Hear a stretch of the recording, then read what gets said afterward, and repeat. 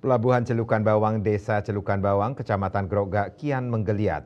Buktinya, mengawali tahun 2025, Pelabuhan Celukan Bawang telah menerima lebih dari 6.000 wisatawan mancanegara melalui jalur laut. Setidaknya pada minggu terakhir Januari 2025, kapal pesiar mewah MV Celebrity Millennium telah 3 kali singgah di Pelabuhan Celukan Bawang. Dengan membawa 2.000 lebih wisatawan serta 900 kru, MV Celebrity Millennium kembali singgah di Pelabuhan Celukan Bawang Selasa 28 Januari 2025. General Manager Pelabuhan Celukan Bawang, Muhammad Imron mengatakan, pihaknya merasa senang dapat melayani lebih dari 6.000 wisatawan mancanegara pada Januari ini.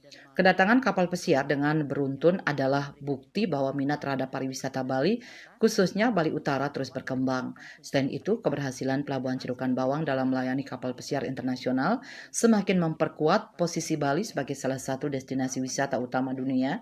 Dengan layanan prima, fasilitas lengkap, dan kapasitas yang terus ditingkatkan, pelabuhan ini siap menyambut lebih banyak kapal pesiar di masa depan. Dia pun berharap Pelabuhan Celukan Bawang dapat terus berkembang dan menjadi pilihan utama bagi kapal pesiar internasional saat berkunjung ke Bali. Denpos melaporkan.